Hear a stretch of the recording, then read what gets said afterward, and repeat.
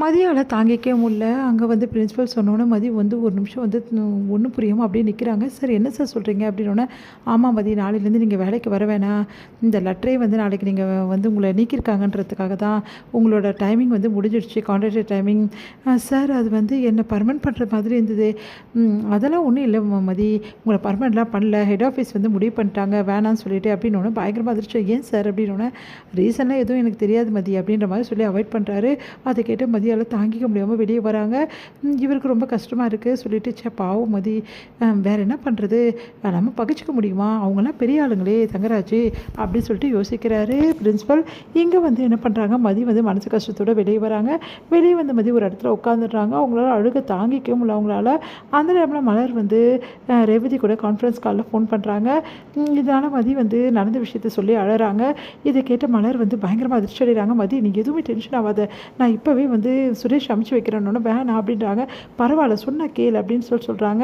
இங்கே சுரேஷ் கிட்ட ஃபோன் பண்ணி நடந்த விஷயத்த மதி வந்து மதி இந்த மாதிரி கஷ்டப்படுற விஷயத்த மலர் வந்து சொல்கிறாங்க.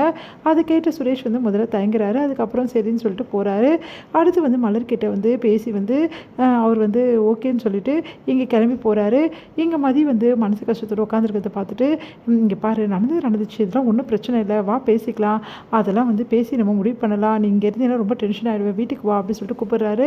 முதல்ல மதி வந்து யோசிக்கிறாங்க. அப்புறம் சுரேஷ் கூப்பிட்டுனா வேறு வழி இல்லாமல் அங்கே இருக்கிறவங்க கிட்ட எல்லாக்கிட்டையும் சொல்லிட்டு கிளம்புறாங்க. எங்கள் வீட்டுக்கு வந்த மதி மனசு கஷ்டத்தோட அழுதுகிட்டே இருக்காங்க ரூமில் படுத்துட்டு. இங்கே வந்து மலரும் எவ்வளோ சமாதானப்படுத்துகிறாங்க. சுரேஷும் ஆறுதல் சொல்கிறாரு. ஆனால் மதியால் நடந்த விஷயத்துலேருந்து வெளியே வர முடியல. இதையெல்லாம் பார்த்து ரொம்ப சந்தோஷப்படுறாங்க அவங்க மாமியார். "அப்பாடா, இதுக்கப்புறமாவது அவள் வீட்டு வேலையெல்லாம் பார்க்க சொல்லு. எப்போ பார்த்தாலும் திமுறை திரிஞ்சிட்டு இருந்தால, அந்த திமுருக்கு தான் கடவுள் இவருக்கு தண்டனை கொடுத்துருக்கான்" அப்படின்னு சொல்லிட்டு ஓவராக பேசுகிறாங்க. இதை கேட்ட மலருக்கு செம்ம கடுப்பாக இருக்குது. "ச்சே, இவங்களாம் ஏன் தான் இப்படிலாம் பண்ணுறாங்களோ தெரியல. மதி இவ்வளோ கஷ்டப்படுறா, அதை பார்த்து ரசிக்கிறாங்க, இவங்களாம் மனுஷ பிரிவே இல்லை" அப்படின்னு சொல்லிட்டு செம்மையாக திட்டிகிட்ருக்காங்க மனசுக்குள்ளேயே. அடுத்து வந்து இங்கே என்ன பண்ணுறாரு, சுரேஷ் வந்து ரொம்ப மனசு கஷ்டத்தோடு இருக்காரு. "என்ன இது மதி இப்படி இருக்கிறது நம்மளால் பார்க்கவே முடியலையே. அவள் திமுறா பேசுவா, எல்லாம் பண்ணுவா. அப்போல்லாம் நம்ம அமைதியாக தான் இருந்தோம். ஆனால் இப்போ வந்து அதெல்லாம் நம்ம பிடிக்காம தான் இருந்தது. ஆனால் இவள் இப்படி அழுதுட்டு இருக்கிறத ஏன் நம்ம வந்து பார்த்துட்டு நம்மளுக்கு கஷ்டமாக இருக்குது" அப்படின்னு சொல்லிட்டு யோசிக்கிறாரு. இங்கே வந்து கரெக்டாக தங்கராஜ் வந்து ஃபோன் பண்ணுறாரு. "சுரேஷ்" அப்படின்னு, "இல்லை மாமா, நான் வர முடியாது. ஏன்னா இங்கே மதி, எனக்கு எல்லாம் தெரியும் சுரேஷ், மதிக்கு வேலை போயிடுச்சு அவ்வளோதானே" அப்படின்னோடனே அதிர்ச்சி அடைகிறாங்க. "உங்களுக்கு எப்படி மாமா தெரியும்?" அப்படின்னோடனே, எல்லாம் தெரியும், நீ நேரில் வா, நான் சொல்கிறேன்" அப்படின்றாங்க. "மாமா, அது வந்து வீட்டில் இப்போ இருக்க சூழ்நிலையில் வர முடியாது மாமா. இங்கே பாரு, மதி வந்து எப்படி இருக்கா ஏது இருக்கா இருக்கட்டும், நீ வாடா, முக்கியமான விஷயத்த சொல்லணும்" அப்படின்னோடனே, "சரிங்க மாமா, நான் வரேன்" அப்படின்னு சொல்கிறாங்க.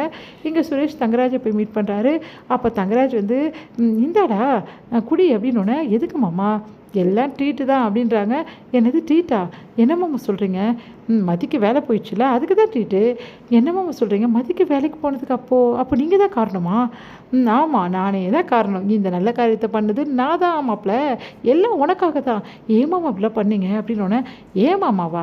பின்ன என்ன, அவள் உன் கூட சேர்ந்து குடும்பம் நடத்த மாட்டேங்கிறா, உன்னை மதிக்கவே மாட்டேங்கிறா, இப்படி இருந்தா எப்படி? அதுக்கு தான் பீஸ் போன பல்ப்பு மாதிரி போயிட்டால.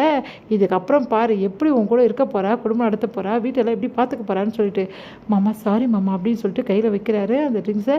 "ஏண்டா, என்னாச்சு?" அப்படின்னோடனே, "இல்லை மாமா, இதை என்னால் கொண்டாடலாம் முடியல. ஏன்னா மதி பாவம் மாமா." "பாவமா? என்னடா சொல்கிற? அவள் பாவமாகவே இருக்கட்டும், அப்போ கூட இதுக்கப்புறம் சரி வந்துடுவாள். அதுக்கு தான் மாப்பிள்ளை எல்லாம் பண்ணிகிட்ருக்கேன், உன் நல்லதுக்காக தான்."